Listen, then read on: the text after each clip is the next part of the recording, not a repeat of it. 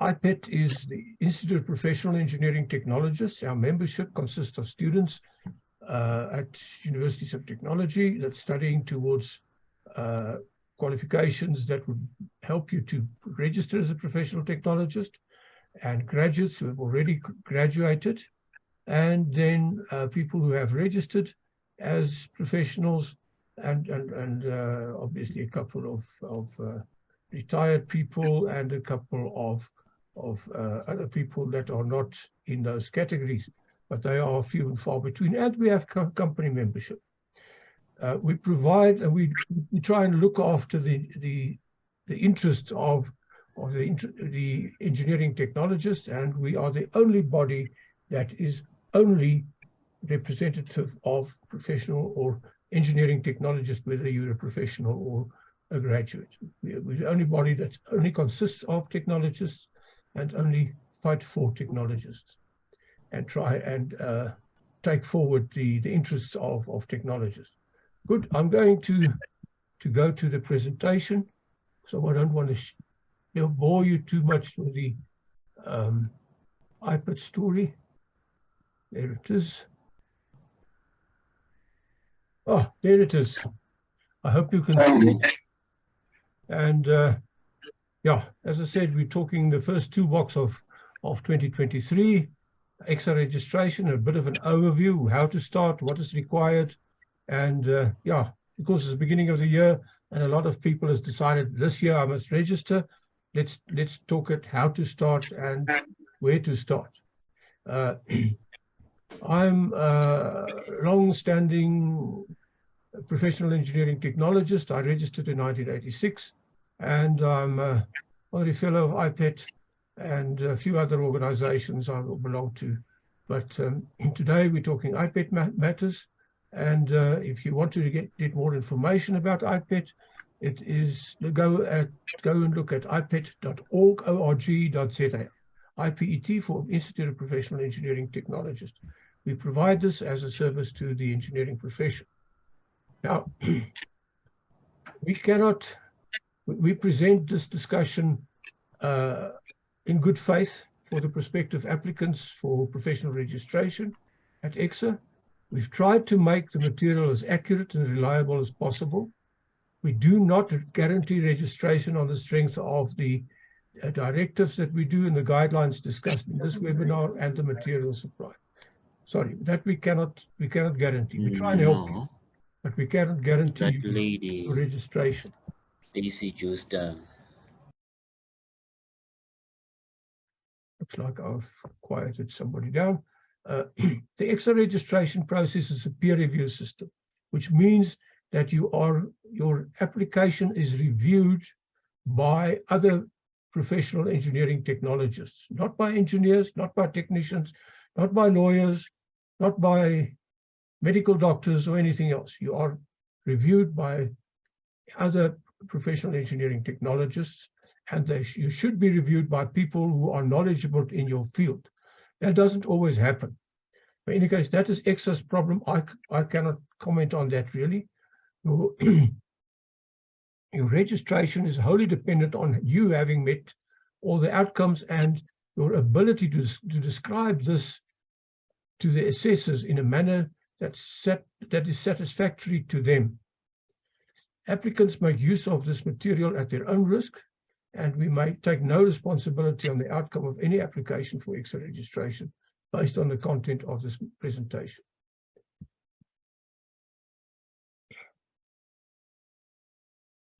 This presentation aims to assist you to start with your registration process with ECSA, which is the Engineering Council of South Africa.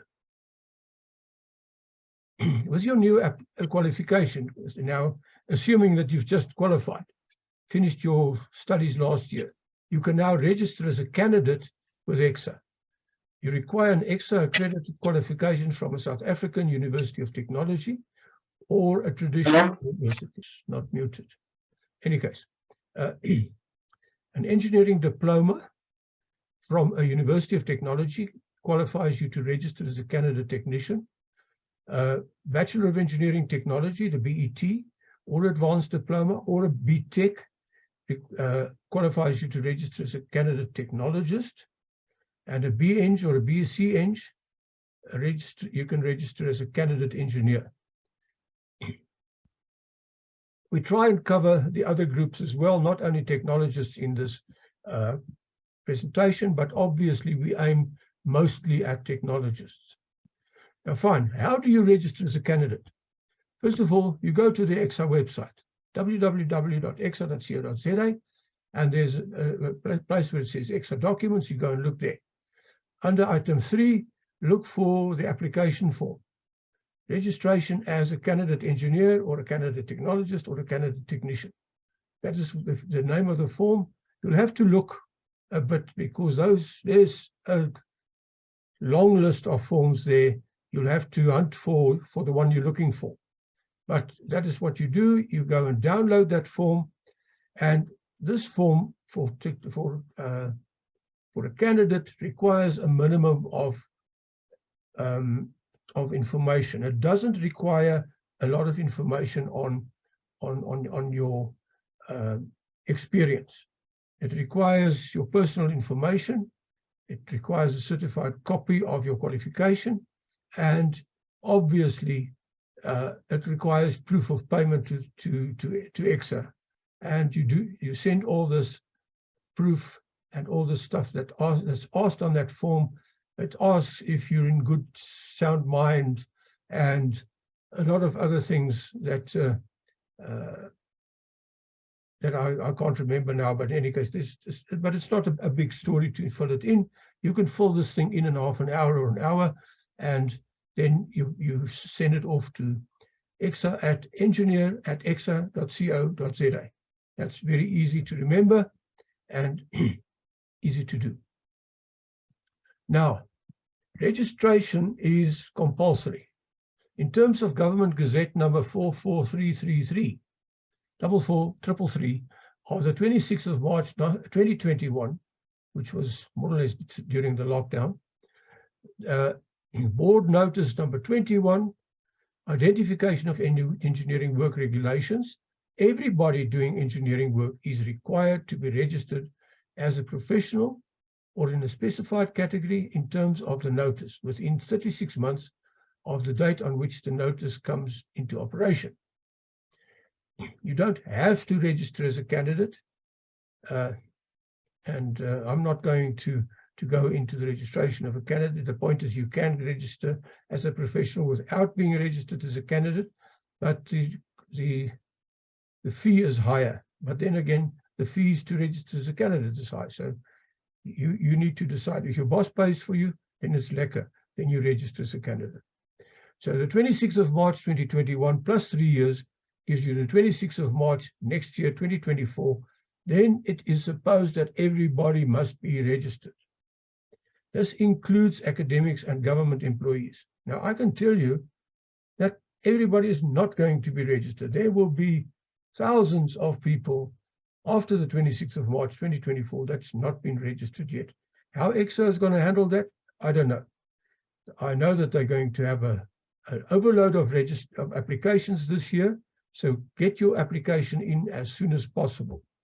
Because of this this requirement, this rule, there's going to be a lot of applications, so and it's going to be an overload. So fine. When can you register? You can register, obviously, now once you've got your qualification, you satisfy all the outcomes specified in the application form. There's 11 of them. You have the required engineering educational qualification, as I said. You meet the post-qualification experience requirement, because the post-qualification experience requirement with an accredited qualification is 3 years, minimum of 3 years. A lot of us are not ready to register after the 3 years. You still have some, you don't necessarily satisfy all the 11 outcomes after 3 years. And a lot of people, after 4 or 5 years only, feel that they are in a mature enough position that they can register. And obviously you have to pay the application fee. As I said there, an arm and a leg and some, it's a lot of money. It's something like 8,000 Rand. I I really think it's too much, but ECSA determined that, not me, and I can't do anything about it. You can also apply through the alternative route if you do not have the engineering education qualification. Now that we'll go there some other day. We've done that before. We've had a whole talk on alternative route, but we're not going to discuss the alternative route today in any detail. So fine. Let's look at the engineering registration requirements and pathways to register. As I said, you need, if I can find my pointer, which is running away. Okay, you can't probably see it very well, but right in the middle here, it says BEng Tech EO2PT 420 credits. Now that is the baseline qualification that you need to register as professional engineering technologist, or the advanced diploma, which if you only have a diploma in engineering, or what used to be called the national diploma, and you've added up by taking an advanced diploma, those two, one of the two actually now qualifies you to register as engineering technologist. On the engineer side, if you have a BSc or a BEng, one of those qualifications, it's a 560 credit qualification that allows you to register as a professional engineer. If you're a technologist and you've done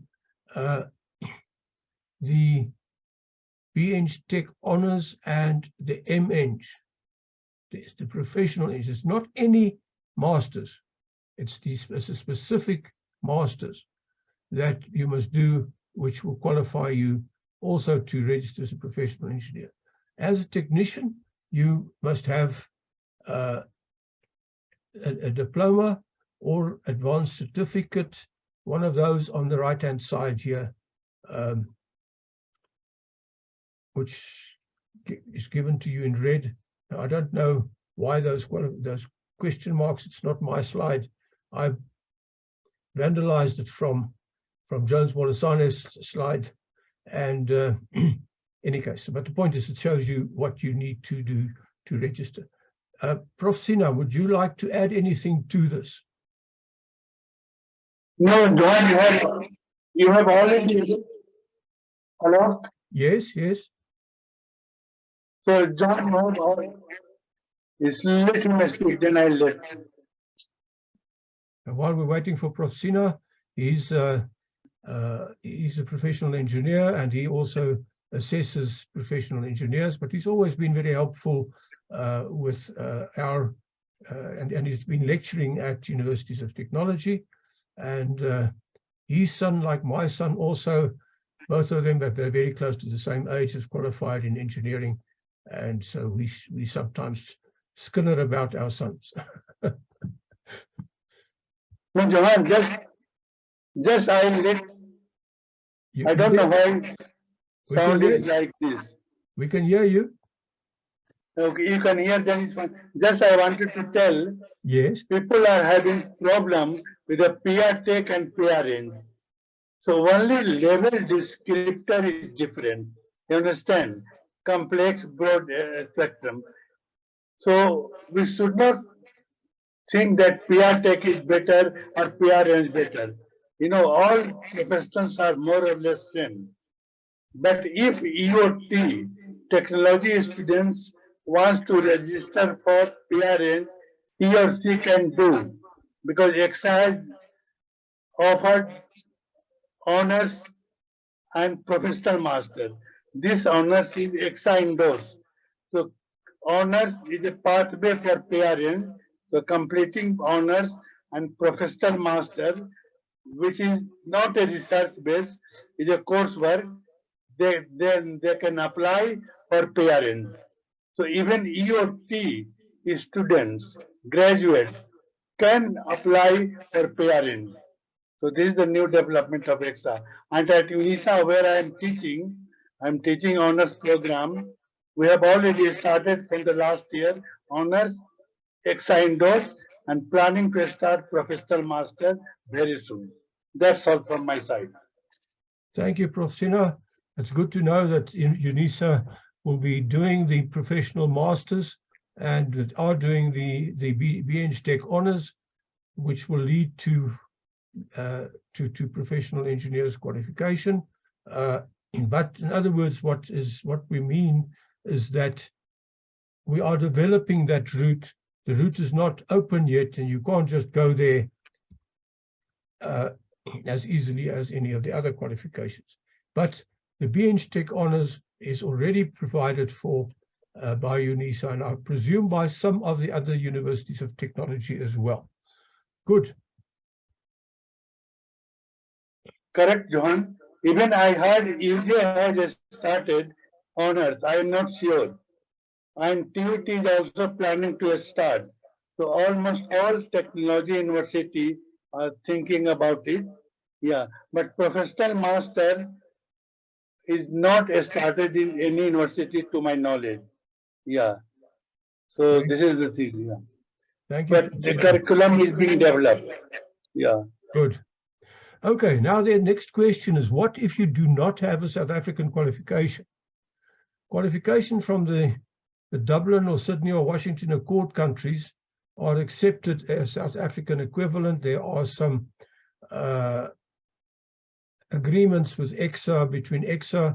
The original countries was the UK, USA, Canada, Australia, South Africa, and a lot of countries have now since been added to that. But there's a lot of other countries that's not part of these accords. Now, the Washington Accord is for engineers qualifications, the Sydney Accord for technologists qualifications, and the Dublin Accord for technicians qualifications. Other European countries, a lot of African countries, and a host of many other countries in the especially Eastern countries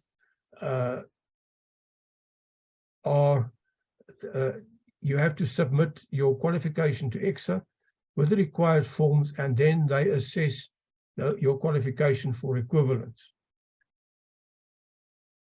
Once your qualification is assessed, and they usually ask you for final year projects and all kinds of things that you've already forgotten about many years ago. They interview you, and after the interview, they will tell you whether you can apply for a technician, technologist, or an engineer. And then you take it, then you go and you fill in the forms accordingly for registration. Now, the main thing is that I said earlier that academics and people working in working for the government and for provincial government and for municipalities, they all must register. Anybody working in engineering, and if you're an academic and you are lecturing engineering students, then they also require you to be registered. But you must also satisfy the competency standards via this 11 outcomes for your registration group. Now, a lot of academics say that they do not do problem solving, they do not do design, they do not do they do not work on site. In other words, they do not do project or construction management, and in other words, they do not qualify. And in the past, a lot of people have been shot down that way, but there are ways around it. As an academic, if you design courses, you design tests and your whole coursework, you design for yourself there, how you're going to present it. You design the tests, you design your exams, and all these other things, management and ethics, all those things you can actually define in terms of your academic work, and in terms of your research. You just need to think outside the box and prove to ECSA that you actually satisfy the outcome by the work that you are doing. It is possible. A lot of people have done it, and ECSA has definitely, they are registering academics because academics must be registered. We will still do a special talk exclusively as a guidance for academics. Now, fine. In general, first, in other words, when you want to register, let's now talk about the run-of-the-mill, the ordinary people, not these people that's in special cases. First, obtain and study all the documents provided by ECSA. That's your first step to register. Now, that is now registration in the professional categories. Now, the following ECSA documents are to be studied to ensure that you understand the requirements for the requirements for the preparation of your application. Now, the documents are referred to under under PE, PT, PCE, and PN. Those means the document you will find a document like the next one that says RO2 STA PE, PT, PCE, PN. Now, PE is for professional engineers.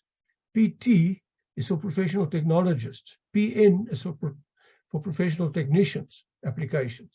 And PCE, for those of you who've never heard of a certificated engineer, those are the people that work in the mines and people that are overseeing work in factories. Those are supposed to be registered as certificated engineers. I'm not going to go into the detail of registering certificated engineers. There's an organization for certificated engineers, and it's their job to help you.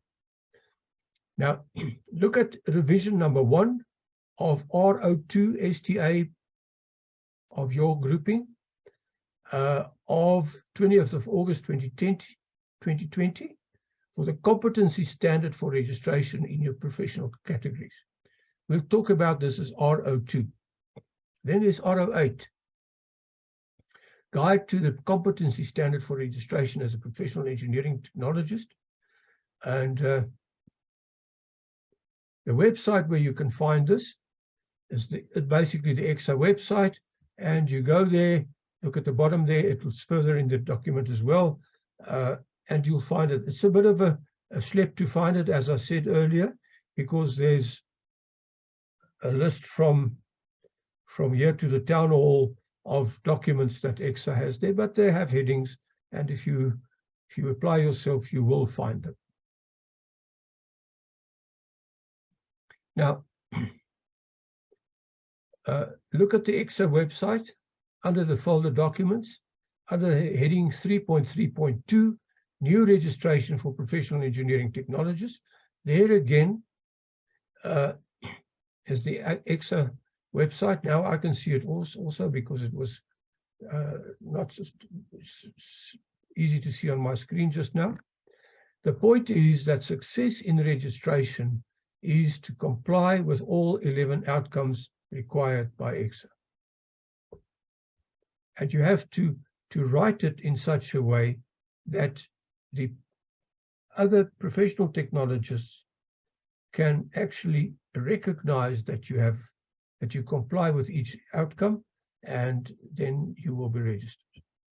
Now, there's a list of documents that you need. First of all, there's the application form. It's registration as a professional, a paper-based new registration form. You download that and you can fill it in on your computer. Then there's the policy on registration in professional categories. Read it, but you understand what the policy is. Then it will be easier to fill in the document. Then there's RO2, which is the competency standard in the various professional categories. RO3 is how it explains to you how the applications for registration of candidates and professionals are processed. If you know how it's processed, then you know better how to fill the form in. RO4 is the training and mentoring guide for professional categories. You need to see that your training and mentoring complies to their guide, their requirements. R08 is the guide to the competency standard, which will help you explain the whole thing. And E17 is the criteria and process for recognition of educational qualifications. If you, it helps to understand that. And you go and you find the engineering technologist registration form, application form, and you complete that. Now, if you want to register via the alternate route, the following forms are required. The training and experience outline is Form B.2 TEO. The educational development report, B18. Only outcomes 1, 2, 4, I think 4 or 5. I can't see behind the thing there. Engineering report, B2.3 ER. It's ER stands for engineering report, only outcomes 6 to 11. And this process for alternate route registration was discussed in detail in Toolbox 13 of the 2nd of September. In September last year, sorry. I'll come back to that later. Now, before you fill in the documents, study the guidelines. R08 PT. Study that and understand what they want. Make sure you read it all and you understand the contents. A lot of people decide, oh, no, I'll just fill it in. It's not as clear as that. You make lots of mistakes and then you get stuck and you can't understand why you not get registered because you didn't read requirements. Now, if you are tendering for a job or for you're putting in a tender for some stuff, then you read the tender documents and understand what they want. The same goes here. Fill in what is asked. Make sure you understand what is asked.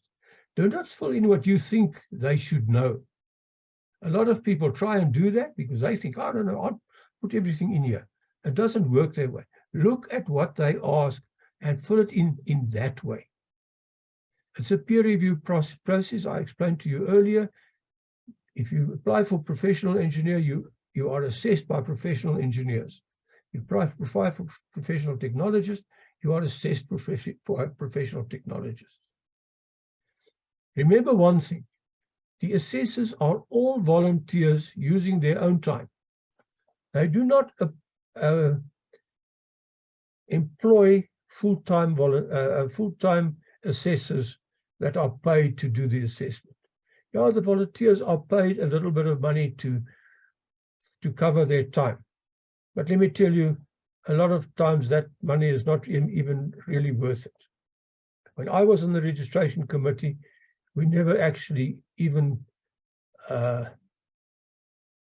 claimed for that. Nowadays they pay. But in any case, as I said, they are volunteers, and these guys use their free time to look through your application form. So this thing must be clear. They need to understand it. They don't need to have to go and look for the information. It must be clear to them. Another thing you need to remember, they don't know you. They don't know the work that you're doing. They only judge by what you have written there. In other words, if you do not put a clear picture of who you are and what you've done, they only judge by the poor report that you write, and then you're not going to get registered.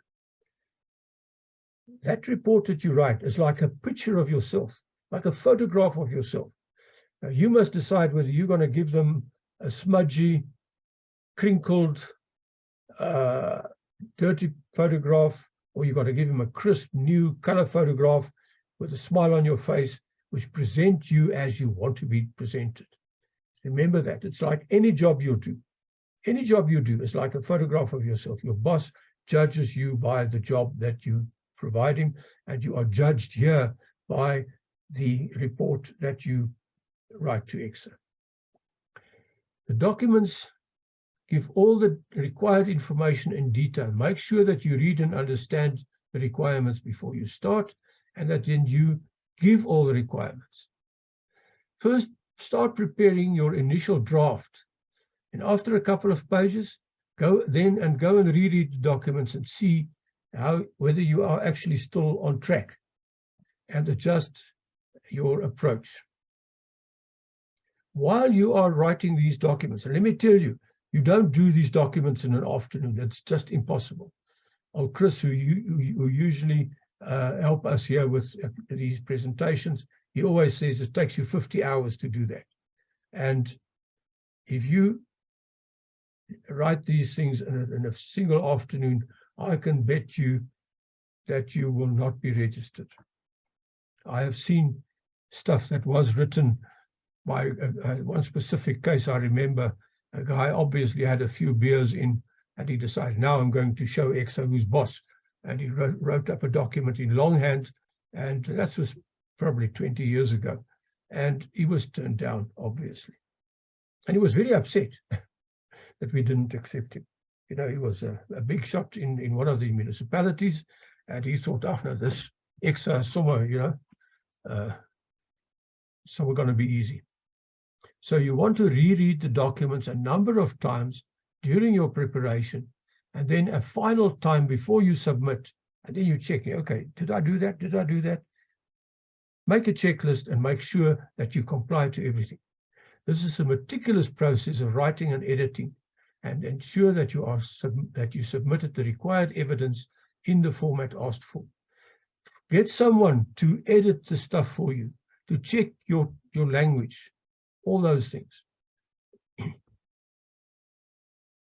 Now, fine, I'm going to quickly run through the competency standards, just to give you an indication what they ask for. Group A is outcome 1, 2, and 3. Outcome 1 is to define, investigate, and analyze a broadly defined engineering problem for technologists, or a complex engineering problem for an engineer, or a well-defined problem for a technician. So outcome 2, design or develop solutions of broadly defined engineering problems. Now people think that only design is required here. There are many ways where you can actually analyze engineering problems and develop solutions. That's why I say design or develop solutions of broadly defined engineering problems. Design is easy because there you can easily show how you qualify. But if you review other people's designs, if you're in government and consultants bring your job is to review this thing that the guy wants to build, or that kind of, you review the design. Obviously, you've got to check the design. You've got to make sure that it's right. So that qualifies. Outcome 3, comprehend and apply knowledge, the principles, specialist knowledge, and jurisdictional and local knowledge, and how you apply that to your designs and investigation. The requirement of this group A is based on your theoretical knowledge and practical experience, as well as your ability to solve broadly defined engineering problems. Problem solving, as I said, is not only design. If you design a curriculum, if you design your year's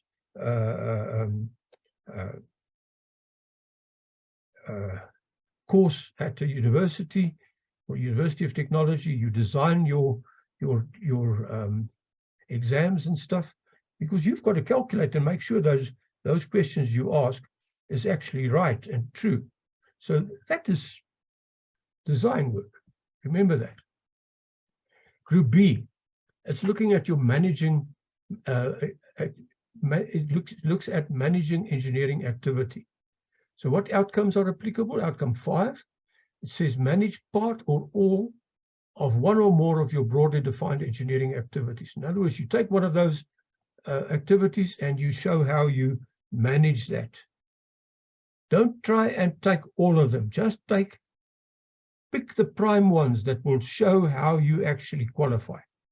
You don't have to take the whole list of 50 projects that you've done.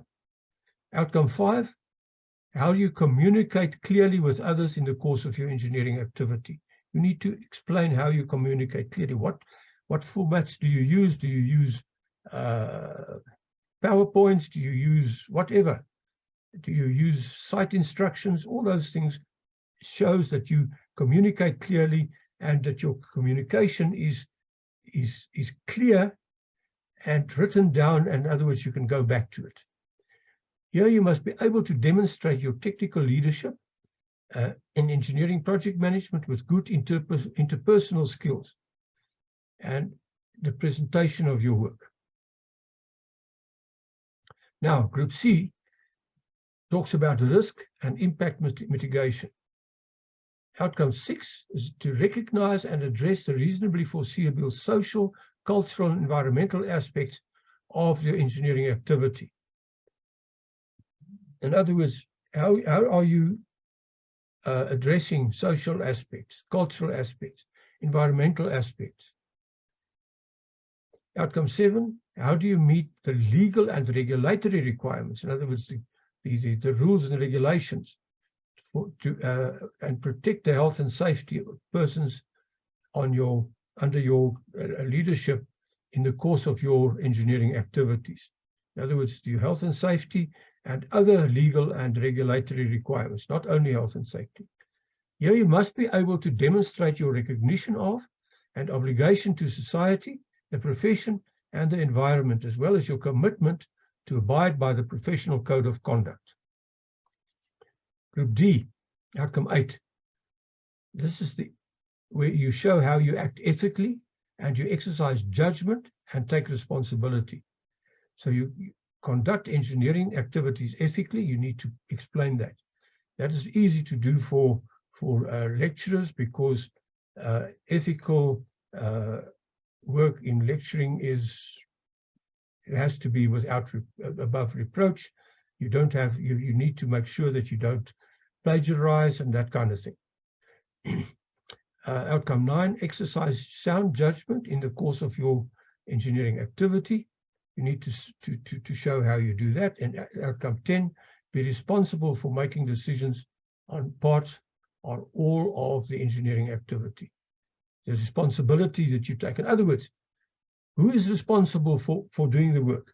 Are you delegated full responsibility by your boss, or is he taking all the responsibility? He doesn't delegate you any responsibility. And unless you are working on a responsible level where you are delegated responsibility, you're not going to get registered. In other words, the requirement of, how did I now skip that one? You must be able to demonstrate your ethical behavior and professional ethics, the responsibilities and norms for engineering practice within the requirements of your broadly defined engineering activity, or well-defined or complex activities. Now, the final one, outcome 11, is your initial professional development. How you must show that you undertake professional development activities sufficient to maintain and extend your competence. In other words, what courses did you attend? You must show that you've attended some courses, that you have extended what you've learned at university. And you must demonstrate your commitment to continuous lifelong learning or continuing professional development. Oops. Good. Now, when you write your report, you must demonstrate your knowledge of the theories and practical experience that you applied in your engineering work, and you must demonstrate it clearly. You must write it clearly. It needs to be clear, concise, short, and to the point. Now, a lot of us used to go to Sunday school, and there they tell you, no, you mustn't brag. Don't be shy and downplay your contribution. You must give a true picture. We all kind of taught in school to be, not to brag and not to put ourselves forward. Here is your opportunity to make a true picture of your own contribution and what you've done. Make sure that the spelling, grammar, and the format is correct. That is very important. Nothing gives such a bad impression that you are not professionally ready for professional registration as poor grammar, poor spelling, and just a, an application that's all over the show. Describe your responsibility and contribution. Do not describe the project. It's a mistake a lot of us make, that you describe, this is the project. The guys don't want to see what the project is. They want to know what you've done. What is your responsibility? How you made the project work? What did you do in the project? Report on your own work. Don't fabricate. In other words, make sure that you write what you've done. Don't copy someone else's stuff, because in the interview, you're going to be caught out, because they ask you some detail about the stuff that you've written. So, and also, it's not ethical. And if you're not able to write a report, it's like you're not able to submit a tender for anything. Then you're not ready to be registered. Communication ability and ability to interpret is judged by the way your application is filled in. As I said, poor language gives a very poor impression. Make sure that someone edit your language, that your whole thing is language edited. Do not use capitals, do not use acronyms or trade jargon. Now, I used to work in the railways. Now, a lot of you will not know what I'm talking about if I'm talking about an IRJ or SRJ. SRJ is a stock rail joint, and an IRJ is an insulated rail joint. Now, unless you are a railwayman, you don't know that. And you mustn't expect that the guys who are reading your report are so far into your area of competence that they will know the trade jargon and the acronyms. Write them out, explain them. As I said, is your report a true picture of yourself? Make sure that you write the truth. And also type in the required font. It says what you must do, and don't use script, because some of those guys, the stuff in the end is very, very small. And you know, I have a pair of glasses, and some guys need to have better glasses, but the point is they need to be clear what you've provided. Good. Referee reports. You have to provide 3 ECSA registered professionals are required to referee the work that you've done. It tells those people must make a judgment, and it's a confidential judgment. It doesn't go to you, it goes straight to ECSA, whether you are actually registrable. They comment on your engineering proficiency, your conduct, your professional conduct, and the delegated responsibility from their personal knowledge. Now, it can be people in your own company. It's usually people in your own company. But a lot of people do not have referees that work with them, that are ECSA registered. In other words, they must be ECSA registered. So go and find other people that you work with, your other companies that you work with, consultants, and so on, where you can find registered people that are knowledgeable, that know you, that will write a referee report for you. You as applicant must ensure that the referee's registration status with ECSA is active. In other words, that he's not struck off because he didn't pay his fees or something like that. And that the referees are registered in a category as required what you apply for. In other words, if you apply for technologists, they usually want technologists or engineers to referee for you. You have to provide organograms that indicate your position in the organization and the technical persons above and under you.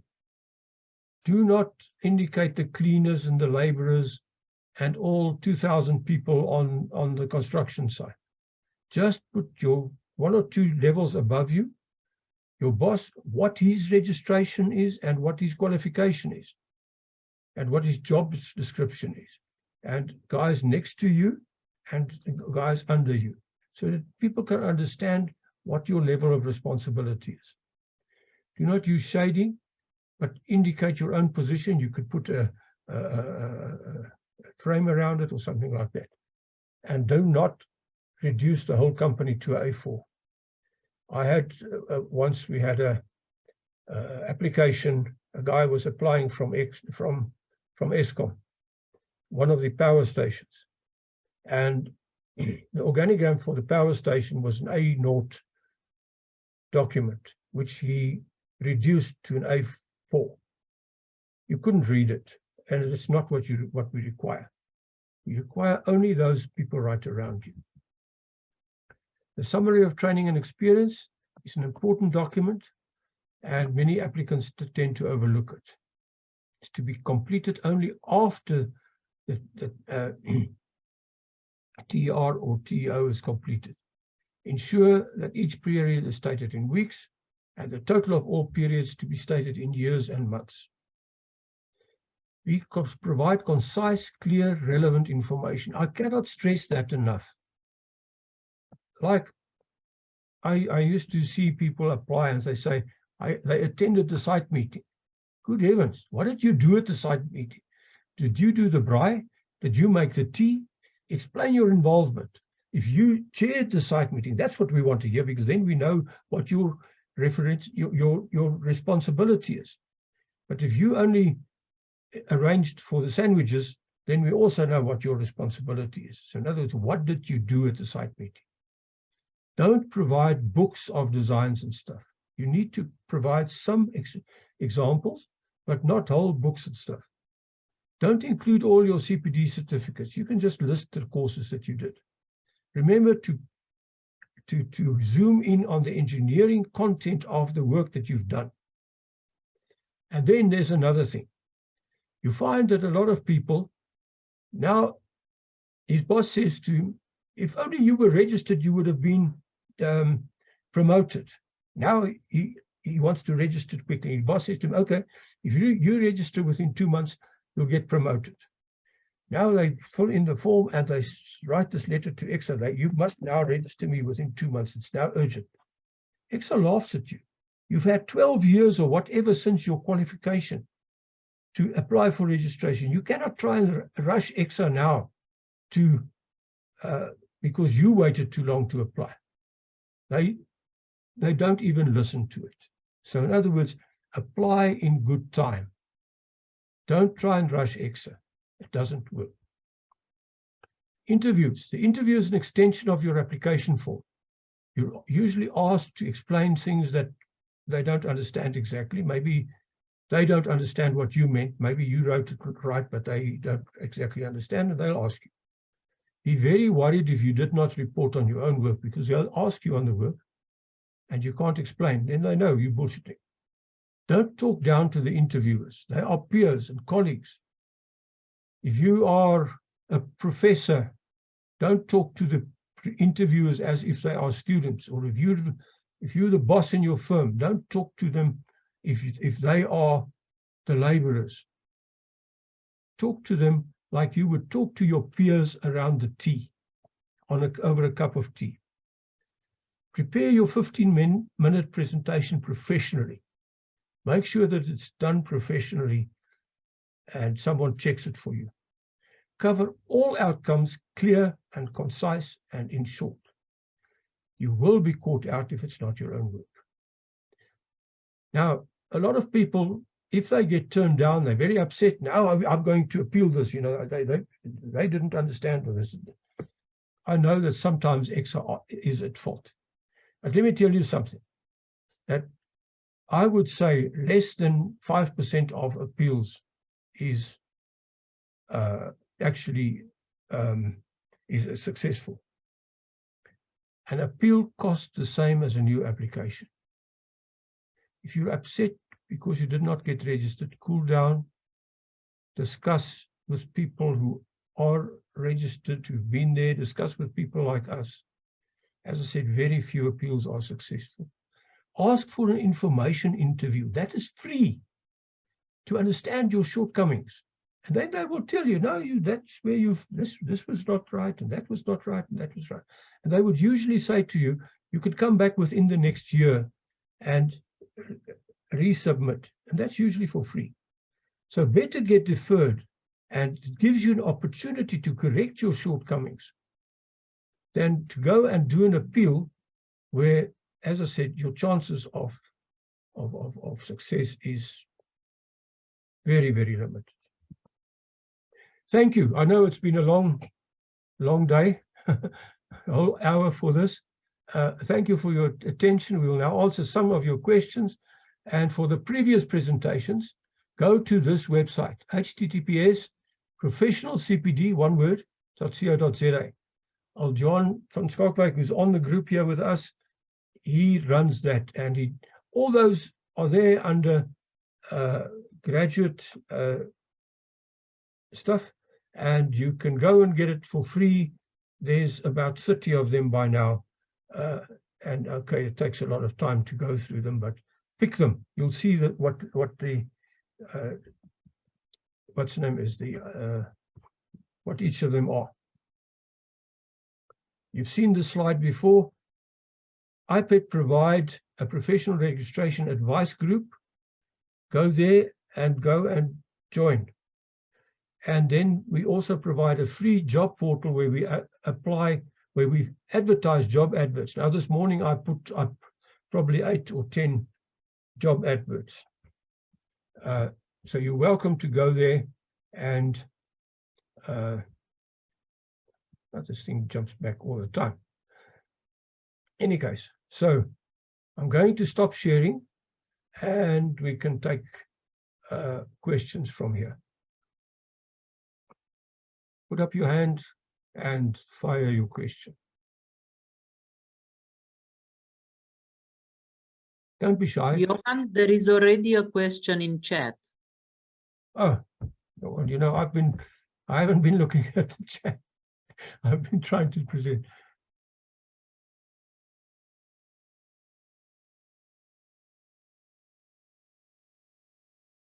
Yes, you can get a PR tech from another discipline. In other words, if you are in electrical, the person, your referee can be a civil or a mechanical guy. It doesn't have to be in your own discipline.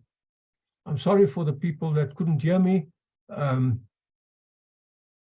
I'm pretty sure that most of you could hear me, because if you couldn't hear me, you wouldn't have been here anymore.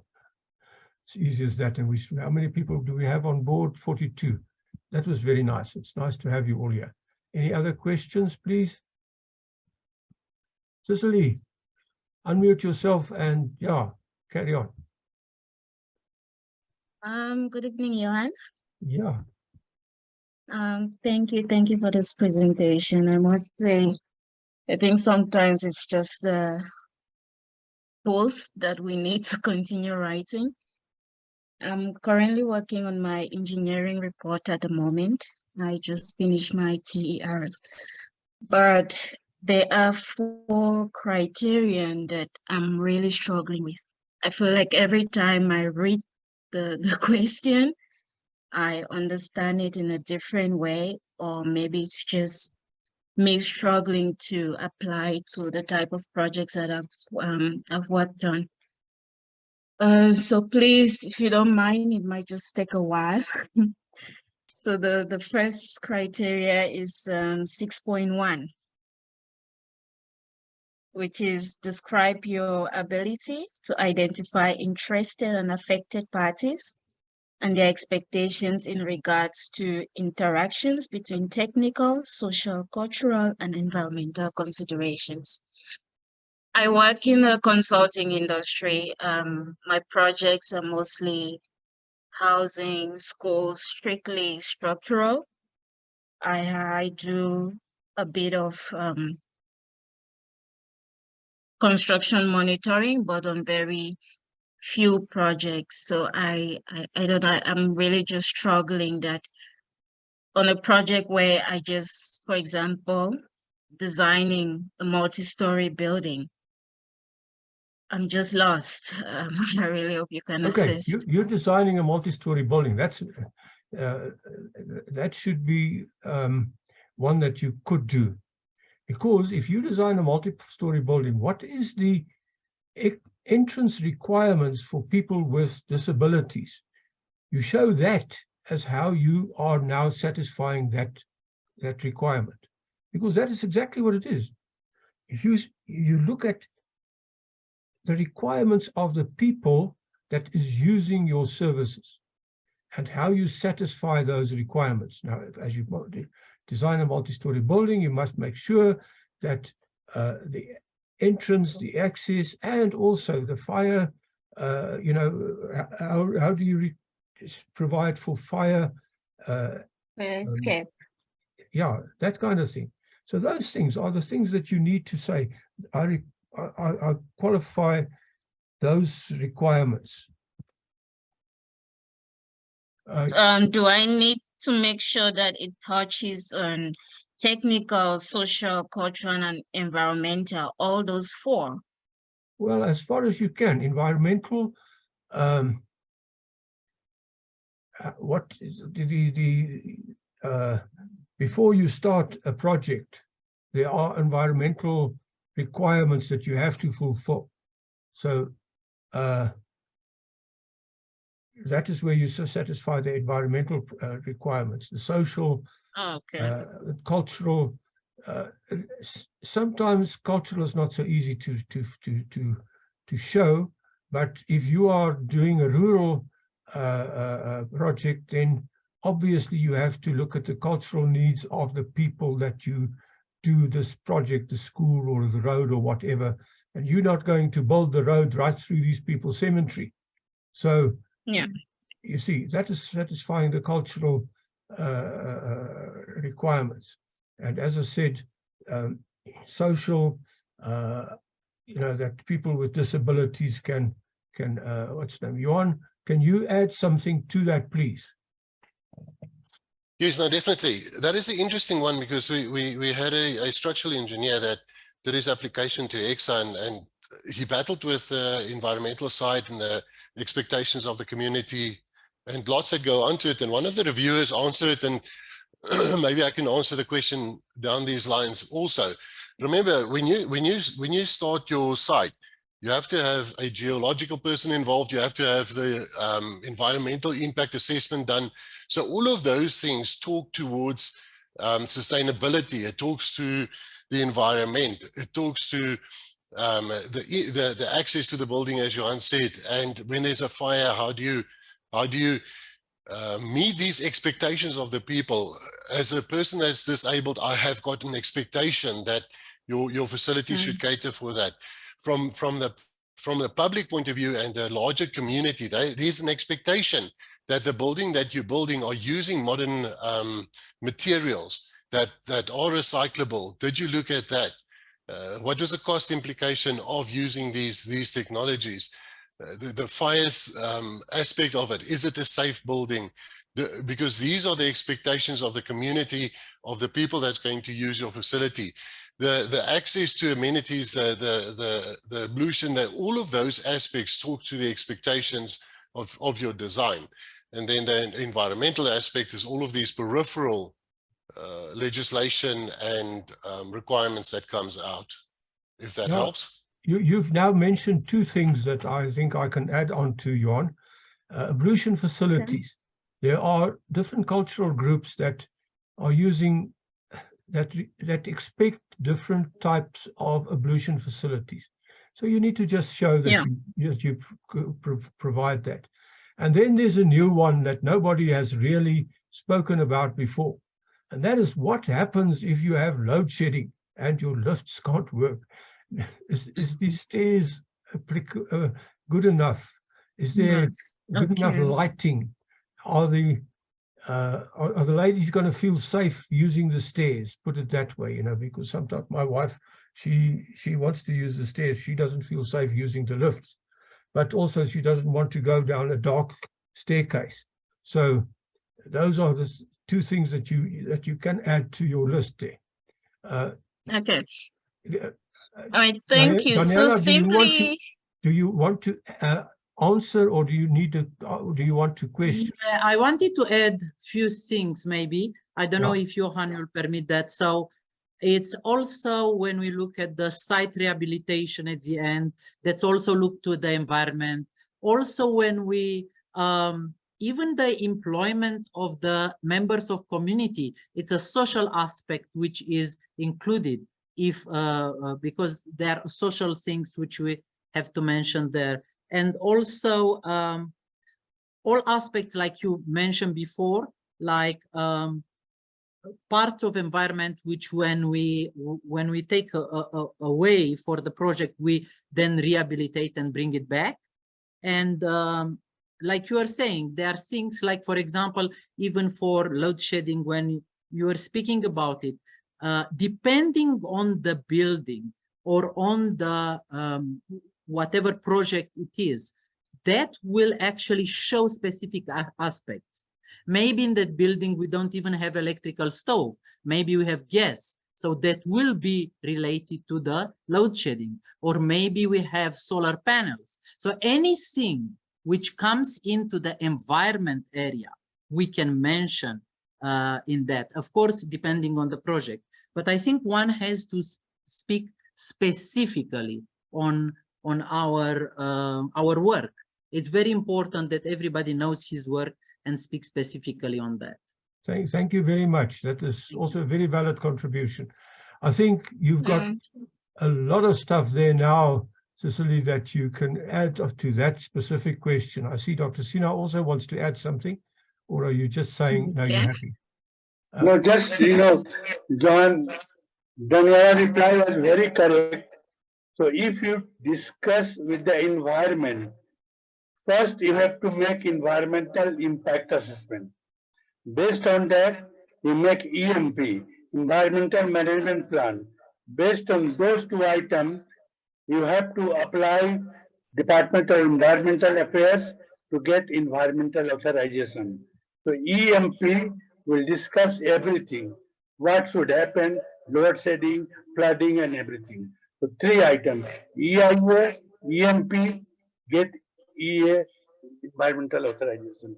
That's all on the environment. Thank you very much. Thank you very much. Okay, Cicely, I think now we've answered you. First off, you said you had 4 questions. yes.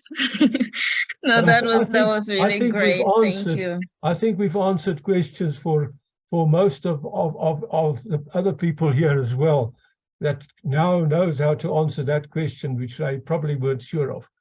Please carry on. Okay. All right. No, thank you. The next criteria is 7.2. State in what circumstances you have assisted in or demonstrated awareness of the selection of safe and sustainable materials, components, and systems, and have identified risk and applied risk management strategies.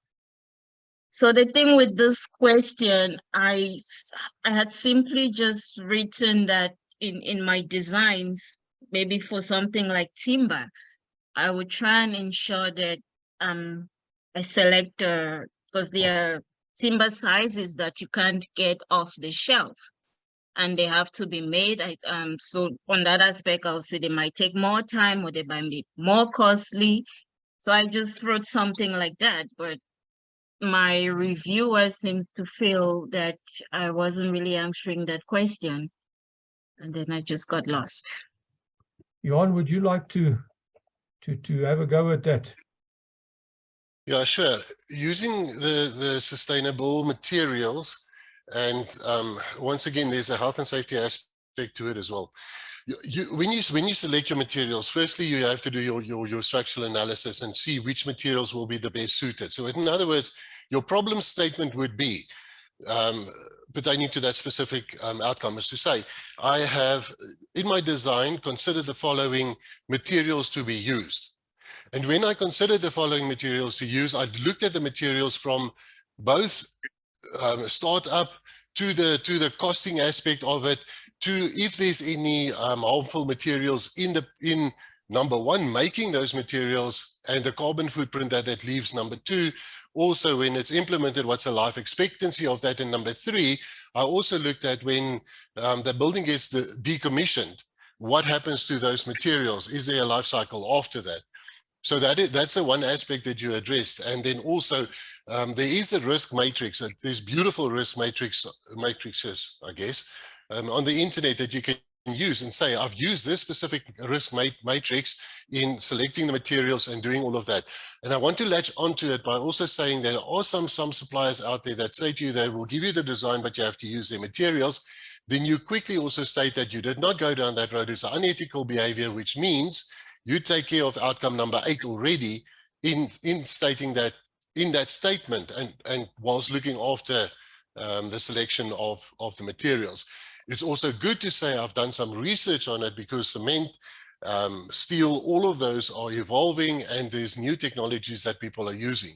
You can even say that you looked at 3D printing of concrete and what the expectations, limitations, and the risk areas of that specific material would be.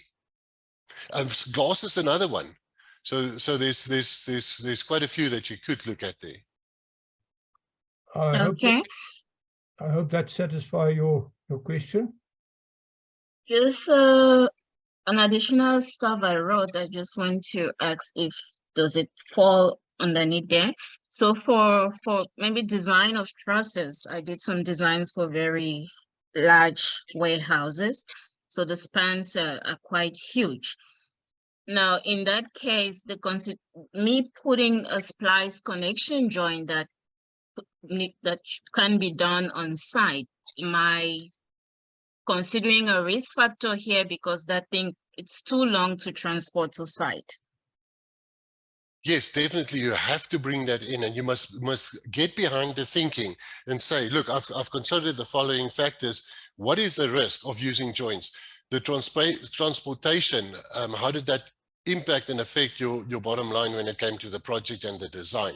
So yes, definitely. And also, what are your measures that you built in by using these materials to safeguard the health and safety of people? So you can bring that aspect in as well.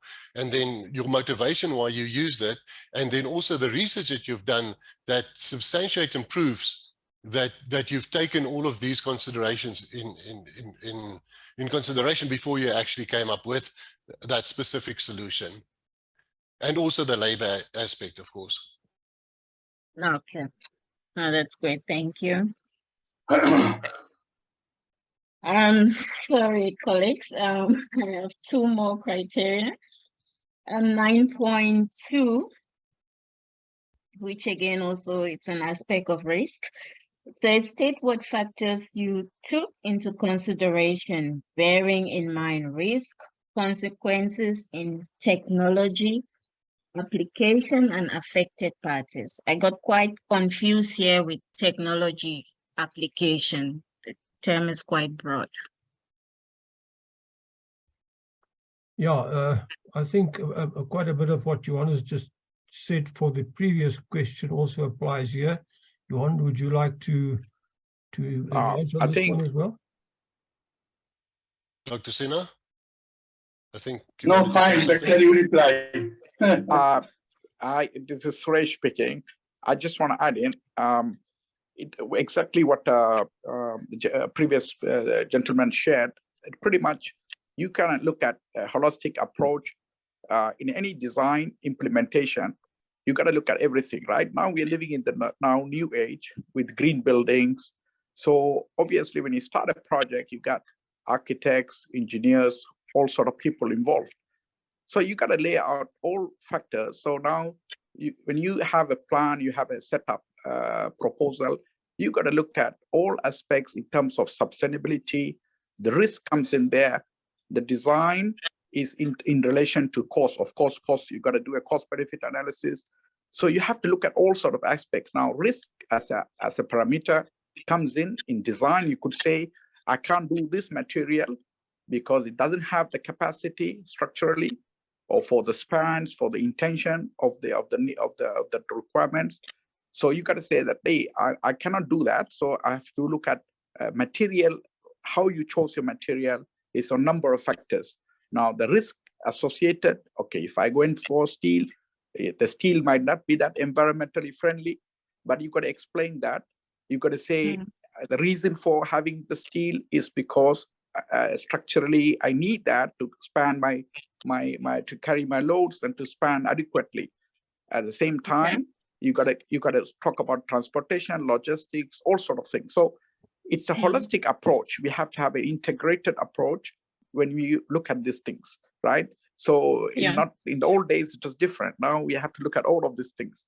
So the risk is there. The risk is important. You got to do some risk assessment based on your chosen design and how you came to your chosen design. The risk will dictate, right, how we have gone about with it on the choice of the material, the choosing of the material, and its optimization and whatever goes along. Yeah, something you can add. Something you can add here with this large warehouse that you design. You can just say that you've considered wood for these trusses, and obviously wood is not going to work for this and this and this reason. You would know what to write there.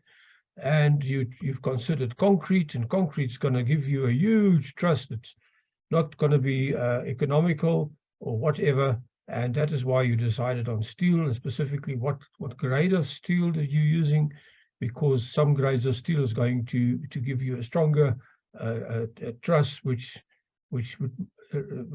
you would get smaller. You're going to use less steel, and you're going to use not have such a big deep truss, but you need to make sure that steel is available in South Africa to do it. So yeah, those are just some very basic stuff that I've now added on. You still got another question? But before we get there, Johan, we still need to address the technology issue. Do yourself a favor, whenever you read that statement, use the words that's in the statement. Considerations is one, use it. I considered using the BIM system. Why did I use the BIM system? Then you answer the second part, who were the affected parties. With the BIM system, I take care of my team, the QS architect, the contractor. They all plug into the BIM system. We get that information out from the system, and we can manage more effectively and better, and that affects the team. There are wonderful AI technologies that you can start saying, I've also gone to the following AI websites that help me analyze the past projects that I've worked on by feeding it in and giving me red flags in that going forward to my next project. So technology, there's lots that you can pull out there, but use those keywords. They give you the keywords and answer it according to those keywords. Okay. And one typical example would be I don't know whether you've done any of the projects, you do have in roadworks or earthworks, passive pads, earth formations, you do have now equipment that's deployed with state-of-the-art technology. So you do have devices that are put up that are having the sort of can plot up your topography as the earth moving machine. As from design, the contractor is going to do the job. So you can say that this method was deployed, if that was, and this way you kind of mitigated a number of risk by having labor or people involved, all sort of stuff. So the equipment itself did the survey, did manage to do the cut and fill operations, whatever it was, and it did that. So the technology, the deployment here is amazing because it gives you a tremendous support to topographical survey, and that helps also in terms of physical execution, having people involved in that way, in a risk way. And also you can say risk could be also time and schedule management, right? So you're looking at that, which is risk can be also cost influence to that. So it's kind of that aspect. So you got to explain that all in a defined, well mannered way. Okay, thank you very, very much. I'm so happy for this. My last criteria. What was that? 10.1, which I feel like in a way we've sort of answered it already, which is in discharging your responsibilities for significant parts of one or more activities, please state what engineering, social, environment, and sustainable development you took into consideration.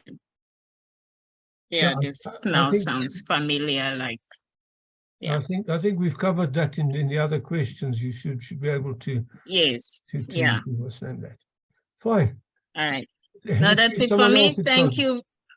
Thank you very much. No, that's a pleasure. That's what we try and do, because I mean, answering that one question about the access to the building, that was opened some very good examples for us today, which we have never really covered before.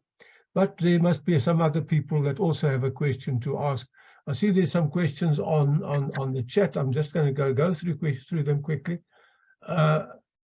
The outcomes 1 to 3. If you go to the professional CPD website, Ron, under what heading is it? It's that you can go to look at the previous I'll check for you quickly. I think it's candidates. It's right next to all courses. Then I think there's a label called candidates, and you can click on that, and all of the recordings are there. And it's got a black thing with an ECSA sign on it and the iPad sign on it. You can go and look at the old courses. Look at there we've covered outcomes 1, 2, and 3 a couple of times, but we'll do it again in future. We're not in a position to cover that again this afternoon as well. And Lucas, the one that you have about the elevator problem, electrical spikes on the controls due to load shedding. Obviously there are electrical safeguards that can be put in. Obviously it's expensive, but to put in to make sure that your controls are guarded against spikes and things, surely that should not be, there should be technology to look after that. And the other one is, how can you register from a contractor's experience? Yes, we've covered that as well, and we can cover that again. Please, Solani, ask your question on the IPIT registration advice group, and or otherwise send me a WhatsApp on 073-336-2471. I'll probably get to it in the next week, and I'll put your question on the advice group, and let's handle it there, because we need a bit more time than just that we have at the moment here to answer that question as well. But you can register from a contractor's experience. The point is, you have to show that you actually apply your engineering mind in your day-to-day work as a contractor. When you are building stuff according to a plan, and you see, but this is not right, or that is not right, you make amends, and you take it to the people that designed this and said, no, but I suggest you do it this way, because this is not going to work on site because of this and this and this reason. And that you use that kind of example to show that you qualify outcomes 1, 2, and 3, the design outcomes, because that is usually where the people who are working on site feel that they don't qualify. And with a bit of thinking out of the box, you apply your engineering knowledge and problem-solving skills on site all day, every day. And that is what you need. You don't need to design. You need to show how you apply your problem-solving skills and using your theory that you learned at university or Technikon, and how you apply that to solve your problems there. And that is how you explain that in outcomes 1, 2, and 3. So yes, I know it's because they're going to ask you funny questions at the interview, but you need to be able to say this is how the requirement is this, and this is how I satisfy that requirement for engineering problem solving. Good. Any more questions? So Johan, there is a question for me on the chat box about UNISA Professional Master. So we haven't started it. Still, we are developing curriculum. It will be approved by our Senate. Then it will go to the Council of CHE. Then it will go to SACWA. Then it will all be endorsed by ECSA. So still in the process, but honors, they have started. We have started. ECSA endorsed, which is the pathway for professional engineer, candidate engineer registration. Mhm. The professional master, we haven't started. I think none of the university has started it, in my No. view. I also don't Thanks. know of any university that has started the professional, that specific one that's No, required by no, ECSA. not it. But they all are busy. Yeah, but the point is that, as you said, Prof. Sina, and please explain, please understand that everybody, is that to try and register a new qualification like that professional masters. Correct. It's a big job. You have to prepare all the documentation. You have to design the whole thing. Same story. Yeah. It's a Every long subject. process. Then A you've long got to process. submit it to ECSA. Is ECSA happy? Is the Yes. Council for Higher Education Yes. happy? Is SACWA happy? And then they come back to you, or they take 6 months to come back to you. It takes you 3 years. I've been there. I was head of department. You are very right. I was head of department. We started the BET. I went to Department of Education with a BET with this proposal. Said, will you accept this? And eventually they said yes. When we said yes, it's a 3-year academic, name? And then we started to design it and how it's going to look. And what is the ECSA outcomes? What is the ECSA number of credits? All those things. As I'm telling you, it takes you 3 years a minimum to get a new qualification going. Right. You are very right. It's a big job. But one thing, Johan, Yes. if people likes to register for parent, even become qualification they have BTech, they can apply through the alternative route. If they consider that they have sufficient experience to do, they can apply through alternative route. And many people got it. I remember my own Director General, Cornelius Reiter, he was a scientist, not even technologist. And now he has been registered as a PRN because he proved to ECSA what engineer can do, I can do it. Another example I am giving, I should not disclose the name, but previous Dean of Engineering, TUT, now he is a DVC. He was a PR Tech, but now he is a PRN. So you have to prove that all complex activity I can do, and he or she should demonstrate that he is entitled to do the work of an engineer. That's all. Yeah. Thank you, Prof. Sina. I can tell you guys that, yes, there is an alternate route, but it's not easy. A lot of people tried it, and it's expensive, and it's been turned down. Yes, some have actually achieved that, and nowadays I find that more people have achieved it than previously. I used to say that, for those of you who know the Bible, that the alternate route to professional engineer is described in the Bible, where it says that the road is narrow and the door is small and there are few that find it. It's not applicable. It's not the same as what the Bible says, but that quote applies to that as well. Thank you. Any more questions? We've got another 20 minutes. So Johan, maybe if you permit, I want to state something.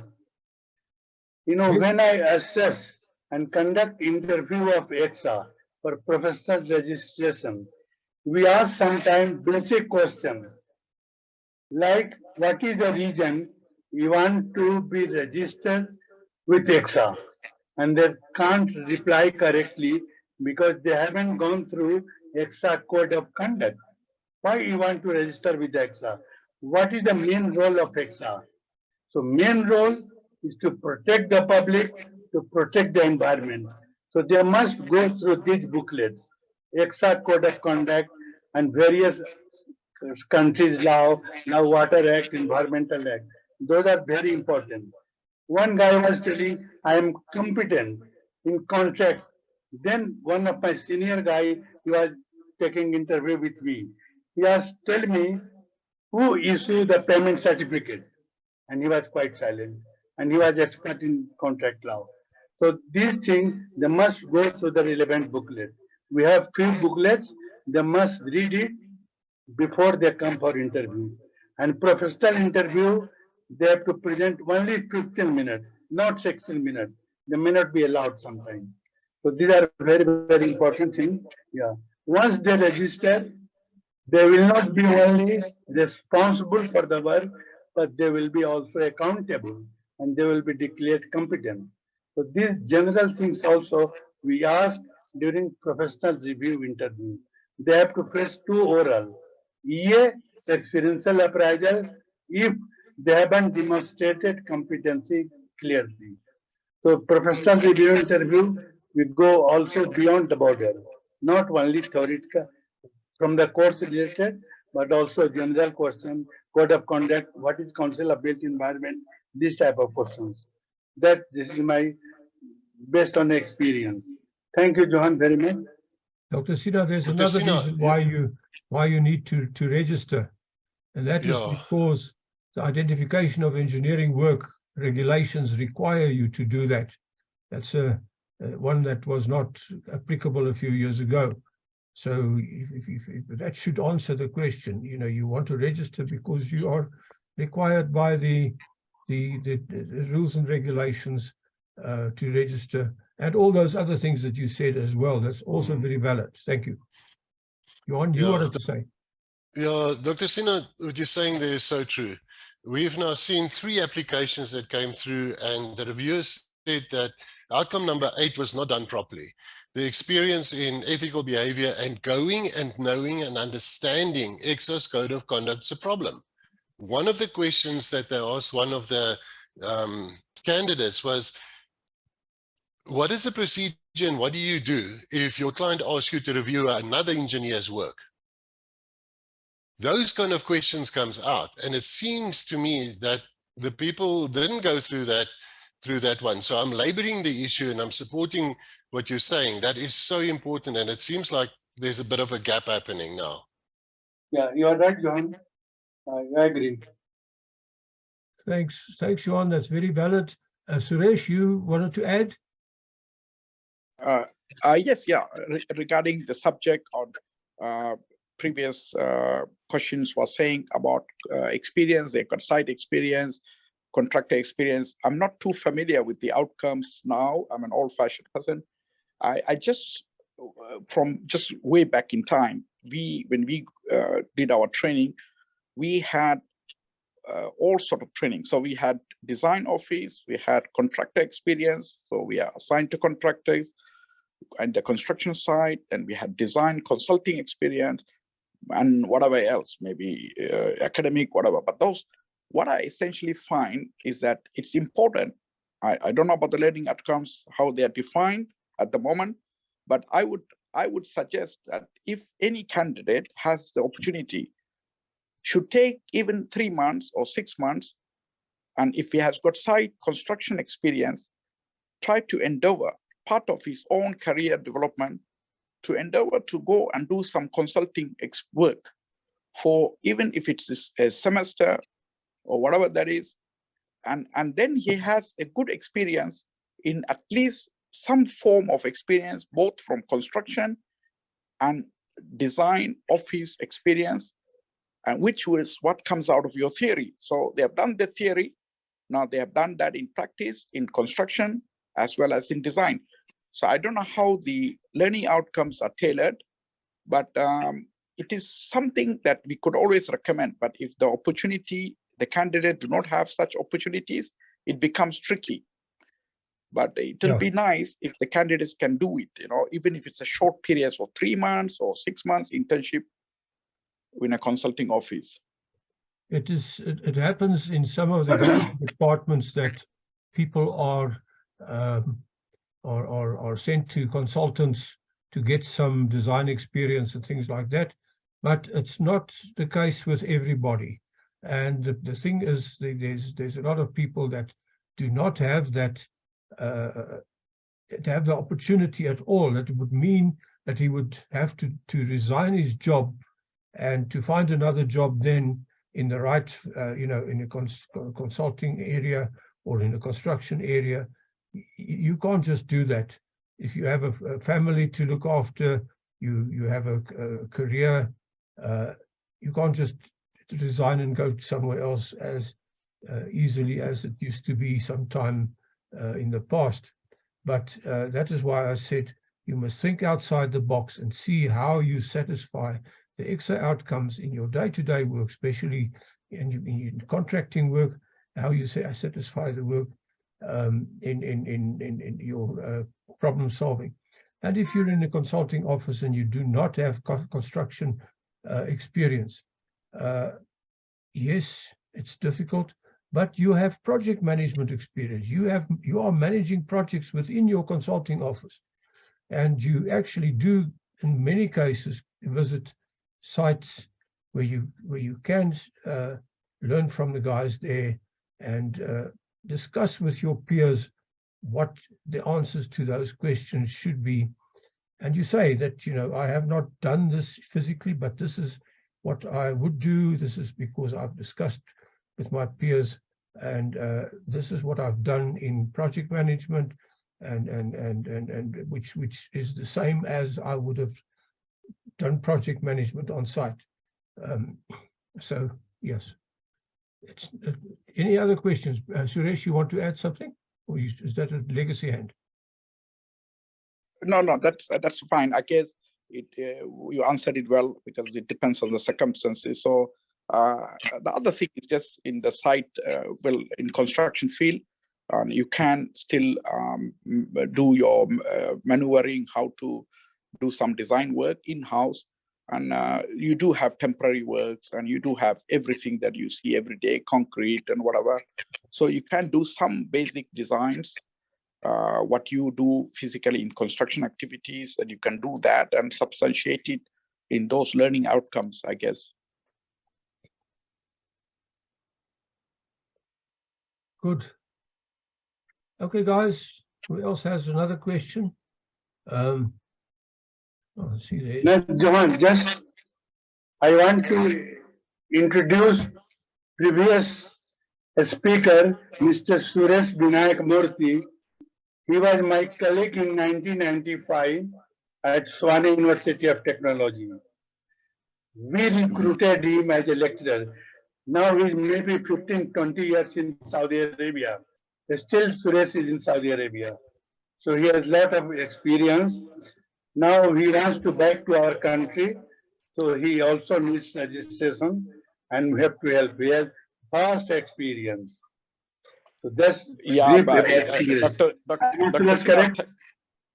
Dr. Sinha, thank you for saying that. But in my case, it's kind of difficult because I started off with my diploma, BTech, and I have a BSc and honors and a master's and all sort of things. So I sort of should have registered way back in time as a professional technologist, but I didn't want to do that intentionally at that time because where I headed to.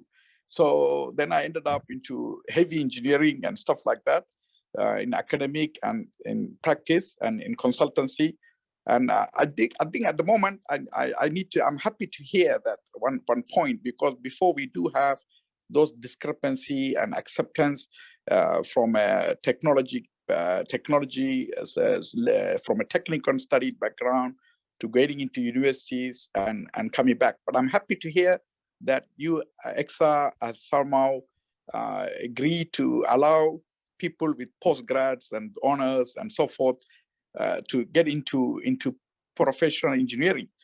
Well, because sometimes when you grow in life, and which I recommend all audience and all people, if you pursue that line, and if you want to be a real specialist in civil engineering, structural engineering, or whatever for that matter, you gotta push your work. And if you want to move on and get into life and and I'm happy to hear the Engineering Council has sort of recognized further studies and practice that comes along.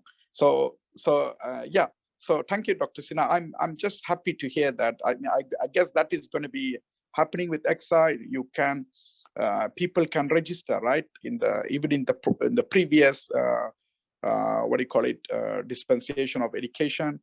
But they can register. It's not only the current masters. I'm sure people have obtained from technical background who have been to university, traditional universities, and have obtained their honors and masters. They could also register for PRN.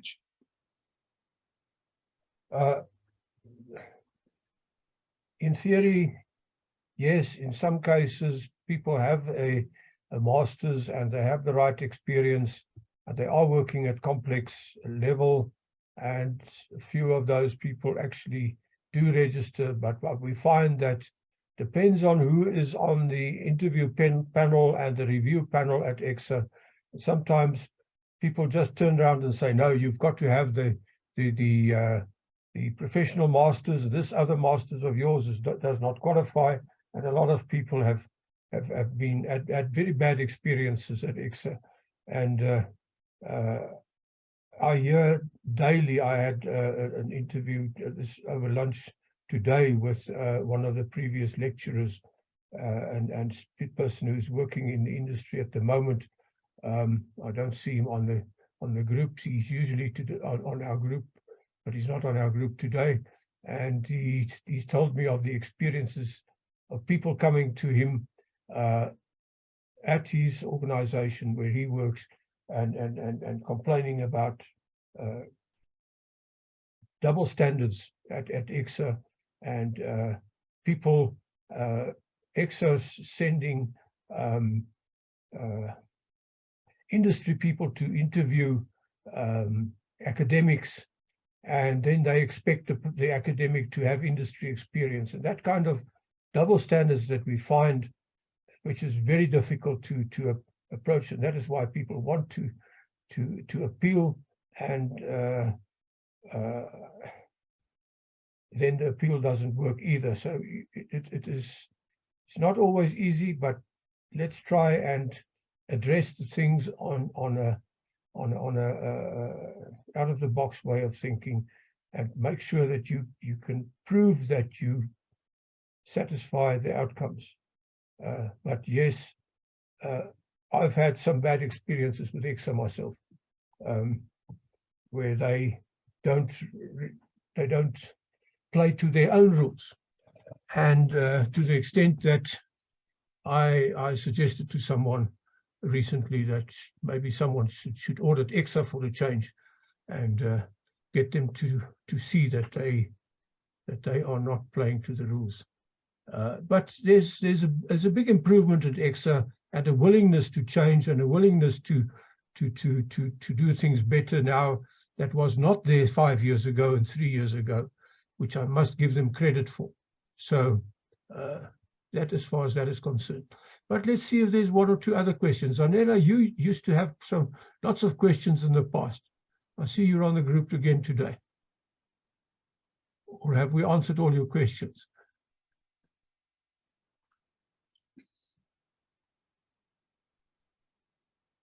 Thank you. Yes, my question is answered. Please. Okay. Thanks. Suresh? Just a quick one. Regarding the international, the Sydney Accord and all of those things, Washington, is that still in existence? Yes. Can someone? Okay, so if you are registered overseas, you can register automatically? Well, you've still got to go through and prove that you satisfy all the outcomes, but at least your qualifications are recognized. But Yeah, I've got difficulty with this international stuff because, as far as I'm, ECSA is concerned, now they've got to comply to international standards. Sorry, we are registering people for South African situation, not for international situations, and we should think outside the box and satisfy our own people, and not have fancy overseas trips for senior ECSA people, just because it's very nice to go overseas on ECSA's expense, and therefore you keep on the international accords. I'm dead against it, quite honestly, but I can't make any change. I can't make them to change their mind. So let's. But still, you do still have the mutual understanding, right? For the, yeah, like in Australia and so forth, in different countries. So the Sydney Accord and the Washington Accord and those. It's still right then. Yeah. Thanks. International Engineering Accord and all those. Okay. Any other questions we can answer, or can we call it a day? I see it's very close to 7 o'clock. I would very much like to see. Okay, I see, if I may just chip in quickly, I see there's a question about the training and experience outline. Does everybody need to complete those? The answer to that question is no. If you've got 10 years in experience or more, then it's advisable to complete the training and experience outline. Limited to 2,000 words for the engineers. I'm not sure about the technologists, but there is a limitation on it. So, and that is only because you can't put all of your training and experience reports over 10 or plus years in the limited amount of words that they've given you. So the outline, specifically for the engineers, I know that one well, that one is applicable to the 10-year rule, and also the outline is a bullet point kind of it's not a summary, that's your TES, but your TEO is the outline as bullet point of your career, but you still have to document the last 3 years of your experience well. So that's how that works. Sorry, Johanna, just answer the question about the training and experience outline. If everybody must do it, it's no. Yeah. Okay, I see in the questions here, I got in late. How long does it take to be registered after submission of the application? Well, that's difficult to give a specific time, but it takes, if it's quick, it's about 2 or 3 months. But if there's to and fro questions, and sometimes they find difficulty finding people to assess or do interviews, it can take 6 months and longer. But usually I would say you can expect around 2 to 3 months. Johanna, am I correct on that? Yes, I had to work through the documentation on ECSA where they take you through that whole process. It's actually quite a nice document, by the way. I must send it to you. And the thing at the bottom, they say, prepare yourself for an average of 4 months before your process will be done. So that's what they quoted. But you're right, some are quicker. I've seen quicker ones. I've seen there was one specific case that took a year. So Yeah, but that was a special case. I've seen that as well, And then, of course, what can happen is your application, you can be deferred. Say, no, you don't satisfy. You need some more experience, and you can come back within the next year and submit again. So that that can happen. So I hope it doesn't happen to you, but yeah, it can happen, and I've seen it happen. And it's interesting that under the old system, if you did not satisfy the responsibility requirements, you would satisfy all the other requirements, but you didn't satisfy the responsibility requirements, we'd send it back and say, you need some responsibility for a year, come back in a year's time. But as I said, that has changed dramatically, and I'm not on the registration committee anymore, so I spent 25 years there. That was enough. Then I said I was too old and too ugly. I was bugger off. Yeah, I find it interesting how it's evolved. First it was declined and then it was deferred. And I see the latest terminology now is in abeyance.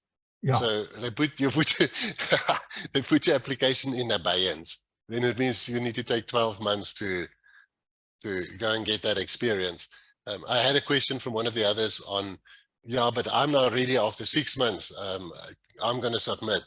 And my advice to them was take your 12 months, do it properly, then submit. There's a reason why they say to you take 12 months. If you take 6 and you want to take that chance, good luck. But if you're very confident, take 10. Okay. Thank you, everybody. We hope to do one again in 2 weeks' time. I'll try and get Chris on again, or maybe get Bellamina or one of the other ECSA assessors to do a session for us. And because I borrowed heavily on previous talks. In today's talk, that whole thing about the outcomes, I took it, just copied and pasted from a previous talk. And but as I said, from the Institute of Professional Engineering Technologists, thank you for attending. We do this free of charge for your to help you to get registered. And if you have any questions, go to our registration WhatsApp group and ask your question there. A lot of questions gets answered there. And if otherwise, a lot of people come to me directly or to Johan directly, or go to professionalcpd.co.za, go and look at the previous toolboxes and presentations. As I said, there's around 30 now. So you can spend 2 weeks going through all of them. We've done it in 3 years, and we hope to carry on. But they hope, because the guys who were on this group today was not the same ones that was here a year ago. Those guys have already submitted their applications, most of them. There's 1 or 2 of them left that I see the names here today, which I won't put you to shame and mention. But it's okay, you can mention. But the point is that we try and help you, and we do it for free. But we ask you, join us as the Institute of Professional Engineering Technologists. You don't have to pay to join. As a graduate, your first year is free at the moment. It's probably going to change within the next 3 months. So while you can, join for free. And as I said, we are here to help and to assist you as far as with any issues you have as a professional technologist. And we're going to take on the identification of engineering work thing. That is going to be our next disagreement with ECSA. And I'm not looking forward to it, but it's got to be done. And I'll have to take the lead there. Be that as it may, come back in 2 weeks' time. We'll advertise on LinkedIn and on the iPad groups. You're welcome to come and prepare your questions. I don't mind Cicely, who asked 4 questions, because it was 4 very valid questions and for 4 different questions. But I like to have 1 or 2 questions per person, and because it gives more people a chance to get answered. But if you have questions, come to us. We'll try and help you. And have a nice time. I hope you can handle the load shedding, and yeah, everything of the best, and good luck with your applications, which you're going to tackle now that you've been here today. And see you in 2 weeks' time. Thank you. Goodbye.